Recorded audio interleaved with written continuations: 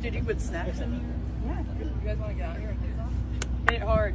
We're good. You guys look like you're literally about to play basketball. Hello. Sophie Cunningham and Lexie Hull have strongly indicated they want to return to the Indiana Fever next season. After they spent time as Caitlin Clark's caddies at a golf event, inquiries started surfacing regarding their future with the franchise, and both of them continue to give the same response. It all hinges on the CBA negotiations. Have you ever witnessed teammates display off-court chemistry that made you optimistic about what they might achieve together on the court? Let me know below. So the Indiana Fever's front office seems to recognize that Sophie Cunningham and Lexie Hull must be back in Indianapolis for the next season. This became clear after the golf tournament, where both of them acted as Caitlin Clark's caddy. The entire situation demonstrated the rapport and bond between the three, which is precisely what you want to observe from teammates in the offseason. But let's be precise about why this is significant. It's not merely charming that they caddied for Caitlin. It's the fact that both Sophie and Lexie can perform at a high level of basketball. Lexie Hull offers an energy that is unteachable. She is a capable shooter. She moves effectively without the ball, and she is the type of cohesive player every roster needs. Sophie is comparable yet distinct. She can really shoot from distance, handle the rock a little, and provides versatility. Neither of them is on the level of Aaliyah Boston or Kelsey Mitchell, but they are an absolute part of this team's core and depth. The reality that they both have strong relationships with Caitlin Clark is also a plus. Chemistry is important in basketball. When players have a genuine fondness for one another and know how to play together, it translates to the court. And Sophie and Lexie obviously get along great with Caitlin, improving the entire team dynamic.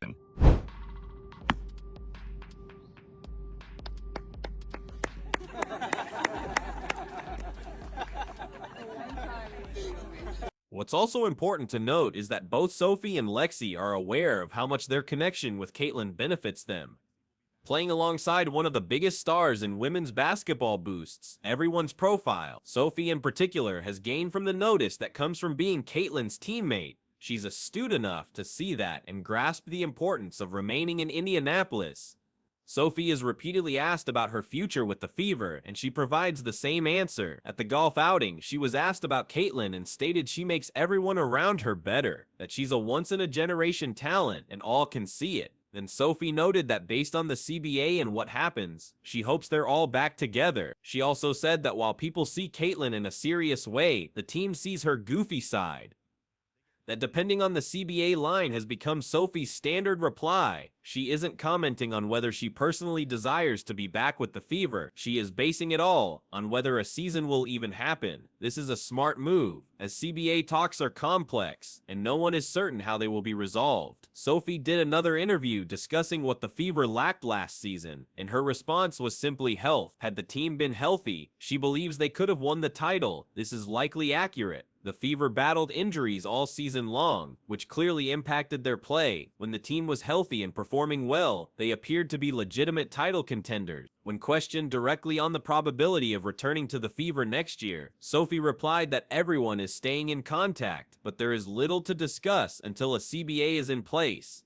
That might sound awkward, but in truth, she is just being pragmatic. Until the CBA is sorted out, franchises cannot make official transactions or sign deals, so there's nothing to address regarding her contract. Sophie also pointed out the last CBA meeting was roughly 2 weeks prior, and while she's unsure where things stand, the players are united for what they desire, which indicates the negotiations are still in progress and possibly difficult. The players are seeking better pay, facilities, and conditions. Oh! This is making me nervous. Cunningham! Yeah, guys, come on! Yeah! Let's go! Oh, is that bad? Is that bad? No, good. Oh no! Oh no! You got it, girl. Happy Gilmore. Oh! Man down! Man down! He's down! I'm so sure.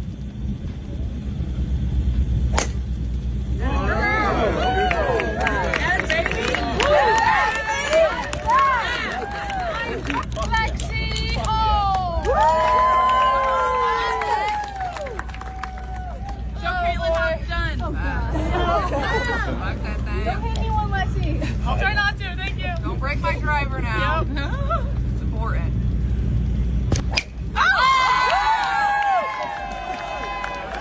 The league, of course, has budgetary limits and other considerations. Reaching a compromise requires time. She was also asked about Project B, the new league that has been getting attention.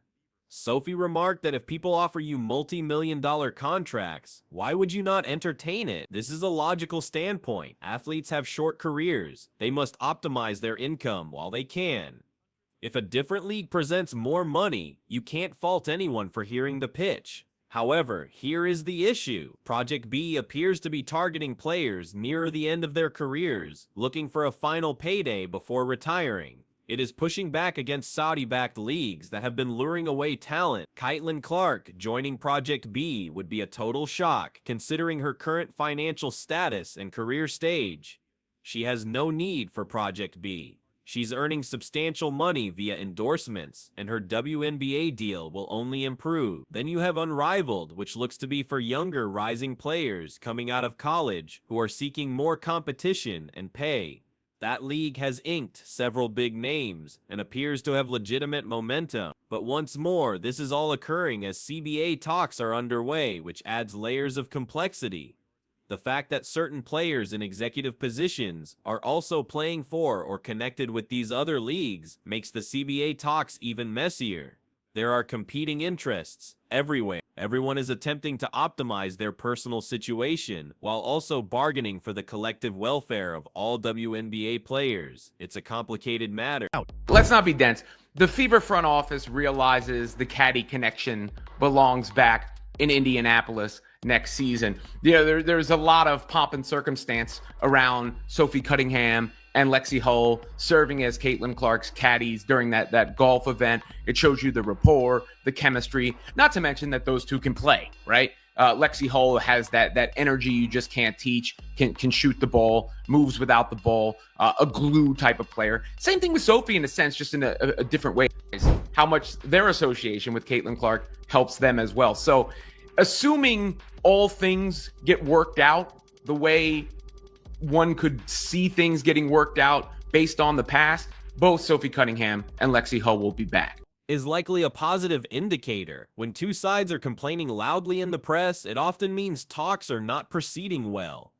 Silence implies they are making progress and attempting to finalize a deal. The draft lottery is slated for November 23rd, showing the league is proceeding with business as usual. That is another positive sign. The main point is that absent a major disruption, like a season-canceling lockout or a CBA so altered it prevents the Fever from keeping its roster, there is almost no chance Sophie Cunningham and Lexie Hull won't return. Lexie is a restricted free agent, allowing the Fever to match any offer from another team. So unless a team offers her a massive sum, the Fever cannot or will not match. She is returning. Sophie has clearly gained from playing alongside Caitlin Clark. Her profile has grown. Her skills have sharpened from playing with such a talent, and Indianapolis is a great spot for her. She's not naive. She gets the value of staying with a rising team that has the league's best young player. And let's be honest about the hierarchy of influence here. Caitlin Clark is the cornerstone. She's why fans attend, why games are on national television, why the Fever transformed from obscurity to one of the most discussed teams. If Caitlin wants Sophie and Lexie back, they will be back. The front office will not disregard her wishes, provided it's financially viable. The Fever's social media team also understands. They shared photos from the golf event captioned about the best caddies, with Caitlin, Sophie, and Lexie enjoying themselves in Fever apparel. That was intentional. They are strengthening the storyline that these three should be together, that this is the core they are building. There is also merit in Sophie and Lexie's self-awareness in caddying for Caitlin. They appeared in Fever apparel, backed their teammate, and did so with good spirit. That shows a specific understanding of the dynamics. They are aware Caitlin is the star, that the team centers on her, and they accept that. They are at ease in their roles as supporting players. That type of self-awareness is vital for building a team. Not everybody gets to be the star. Most players must embrace complementary roles, which demands a certain maturity and character. The Fever have made it a priority to acquire players of solid character. Stephanie White used a shopping cart metaphor last year for the players they see. People who return the cart to the corral instead of abandoning it in the lot. People who do the right thing when unobserved. The one signing that failed was Damaris Dantas, But the hardship players they signed seemed to fit the culture. Aerial powers meshed perfectly with the team. The organization has prioritized character, which is reflected in how the roster operates. But Sophie and Lexie aren't returning just for being good teammates who like Caitlin. They are coming back for the real value they bring on the court. Both are shooters, which is vital when playing with a point guard like Caitlin, who generates so many open shots. Both know how to play off the ball, making smart cuts and movements. You could even use a death lineup with Caitlin, Sophie, Lexie, Kelsey Mitchell, and Aaliyah Boston. It's a small lineup you couldn't use all game, but for short bursts, it would be highly effective. With 4 shooters around Aaliyah, Caitlin, creating, and everyone spacing the court, that's a defensive conundrum. The bond between these players is also key. They have spent time together both on and off the court. They know each other's habits. They know how to communicate. They have established trust. That is not something you can easily replicate by signing new talent. Chemistry requires time to grow, and the Fever have that with this core. The golf tournament was a strategic move by all three. It kept them in the public consciousness during the off-season. It solidified their bond as teammates and showed them having fun. This kind of content helps sustain fan engagement when no games are on. It keeps the Fever in the conversation during months when the WNBA is dark.